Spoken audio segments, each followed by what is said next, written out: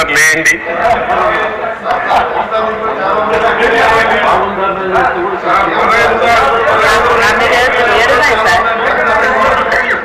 చూసారా అధ్యక్ష, 7 కేసులున్నాయి.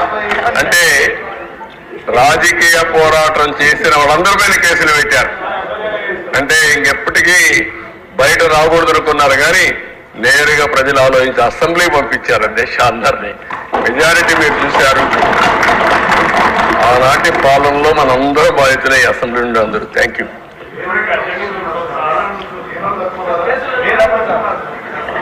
నెక్స్ట్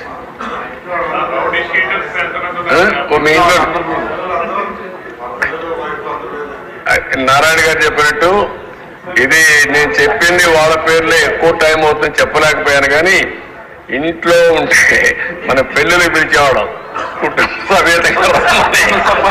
ఇప్పుడు కుటుంబ పరివారం అందరిపైన కేసులు పెట్టారు.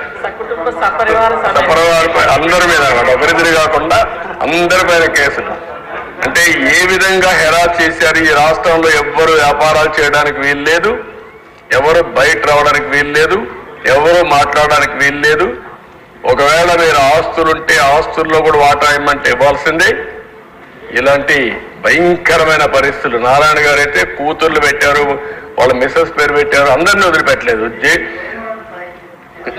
లేని వాళ్ళు చాలా మంది తక్కువ ఉన్నారు. ఇక్కడ 20 కేసులు ఉన్నాయి.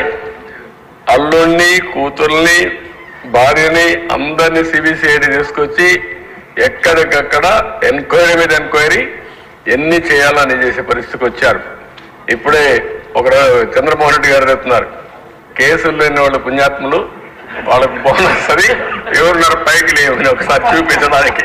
కేసులు లేని వాళ్ళు అదృష్టవంతుల వాళ్ళు. చూసారా దేశ కేసులు లేని వాళ్ళు వీళ్ళు మాత్రం మెజారిటీ బాధితులు. Okay, thank you.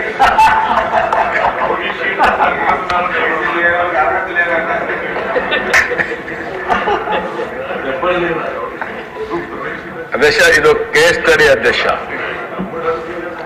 అంగళ్ళు, ఇది తంబలపల్లి నియోజకవర్గం, పొంగునూరు 2. ఇది ఒక కేస్ స్టడీ. నేను ఈ రాష్ట్రంలో ఇరిగేషన్ ప్రాజెక్టులు నిర్వీర్యం చేశారు, అవినీతి విచ్చలవిడిగా పెరిగిపోయిందని 10 రోజులు కార్యక్రమం పెట్టుకొని రాష్ట్రం మొత్తం ప్రజా చైతన్యం కోసం బయలుదేరారు అధ్యక్ష. నేను అంగళ్ళకు వచ్చి అక్కడ జరిగిన మీరు ఒకసారి చూస్తే, ఒక ప్రాజెక్ట్ని ఇప్పటికే అంద్రేనేవా కాలువలు దవ్వుతున్నాం, ఇంకా పూర్తి కావాల్సింది. కానీ దానికి ప్యారలల్గా అది వదిలిపెట్టి దాన్ని పూర్తి చేయకుండా గండికోట నుంచి మళ్ళీ అంద్రేనేవాకి ఒక కాలువ తీసుకురావడానికి ఆనాటి మంత్రి పొంగునూరు ఎమ్మెల్యే అతని కంపెనీకి కాంట్రాక్ట్ ఇచ్చి పెద్ద ఎత్తున అవినీతి జరిగిందని అక్కడికి వెళ్ళాను అధ్యక్ష. అది నేను చేసిన నేరం. ప్రతిపక్ష నాయకుడిగా నాకు అధికారం లేదు. అదే ఆనాటి పాలకుల యొక్క పెత్తందారి వ్యవస్థలో నేను అక్కడికి వెళితే అంగళ్ళలో నేను వస్తా ఉంటే కర్రలు రాళ్లు పెట్టుకొని నన్ను అడ్డగించి నా మీద దాడి చేసి నా మీదనే కేసులు పెట్టారు అధ్యక్ష.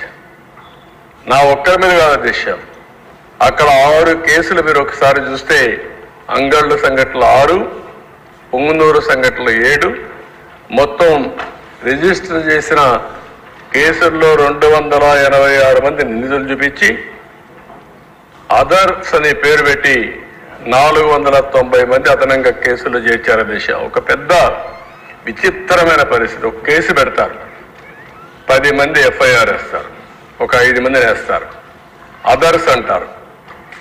ఎవ్వరు దొరికితే లేకుంటే ఎవ్వరు రాజకీయ కార్యక్రమాలు చేస్తే వాళ్ళందరిని అరెస్ట్ చేసుకుంటూ పోతూ ఉంటారు ఇంకా ఆ కేసుని. అదే జరిగింది ఇక్కడ మీరు చూస్తే.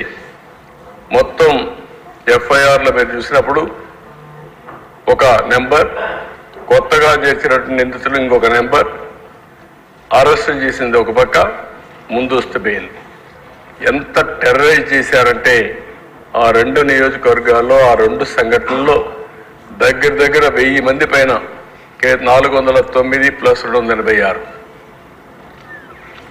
మీరు ఆ రెండు చూసిన తర్వాత 600 మంది పైన కేసులు పెట్టారు.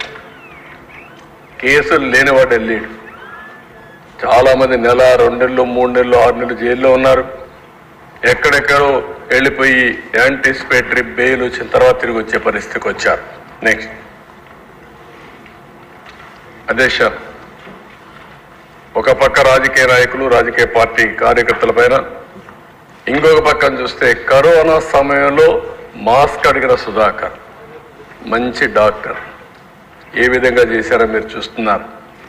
సీనియర్ అధికారి తర్వాత జడ్జి రామకృష్ణ పెద్దిరెడ్డి కుటుంబాన్ని విమర్శించారని ఆయన మీద దాడి చేసే పరిస్థితి. సీనియర్ ఐపీఎస్ అధికారి ఏబి వెంకటేశ్వరరావు 5 సంవత్సరాల పోస్టింగ్స్ ఇవ్వకుండా లాస్ట్ డే కోర్టు ఆర్డర్స్తో జాయిన్ చేసుకునే పరిస్థితి వచ్చింది. ఇంకొక పక్కన వేతన బకాయిలపై ప్రభుత్వాన్ని అడిగిన నేరానికి ఒక కానిస్టేబుల్ తన్నీరు వెంకటేశ్వరరావు అరెస్ట్ చేసే పరిస్థితికి వచ్చారు. అదే మాదిరిగా ఏఆర్పిసి ప్రకాష్ మౌన దీక్షలో కూర్చున్నారు. మాకు డబ్బులు నిధులు రావడం లేదు, జీతాలు రావడం అని అతన్ని సస్పెండ్ చేసే పరిస్థితికి వచ్చారు. డిసిసిబి అసిస్టెంట్ మేనేజర్ మాధవి సీఎంను ప్రశ్నించిందనే అజంతో ఆ అమ్మాయిని సస్పెండ్ చేసే పరిస్థితికి వచ్చారు. సిపిఎస్కి వ్యతిరేకంగా చేపట్టిన ఆందోళనలో దిశ 4000 మంది పైన కేసులు పెట్టారు. నేను వాళ్ళకందరికీ హామీ ఇస్తున్నా, తప్పకుండా సమీక్ష చేస్తాం, ఆ కేసులు తీసేస్తాం.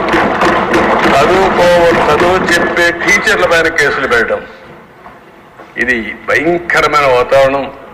ఆ రోజు ప్రభుత్వాన్ని మీరు ఒకసారి చూస్తే దిశ టీచర్లు బ్రాందీ షాపుల దగ్గర కరోనా సమయంలో కాపలా పెట్టే పరిస్థితికి వచ్చారు. ఇవి టాయిలెట్లు కడిగేదానికి సూపర్వైజ్ చేయించడం, ఫోటోలు తీయించడం, ఇవన్నీ చేసే పరిస్థితికి వచ్చారు. నెక్స్ట్ అధ్యక్ష, న్యాయ వ్యవస్థ నేను ఎక్కువ మాట్లాడడం లేదు. ప్రభుత్వ అప్రజాస్వామ్య విధానాలపైన న్యాయమూర్తులు కూడా వాళ్ళ డ్యూటీ వాళ్ళు చేస్తే వాళ్ళపై కూడా అసభ్యకరమైన పోస్టింగ్స్ పెట్టారు. వాళ్ళపైన పెడితే పోలీసులు యాక్షన్ తీసుకోవడంలో ఏమాత్రం కూడా యాక్ట్ చేయకుండా వెళ్ళిపోయే పరిస్థితికి వచ్చారు. కడాన కేసు తీసుకొని సిబిఐ ఎంక్వైరీ ఆర్డర్ చేసే పరిస్థితికి వచ్చారు.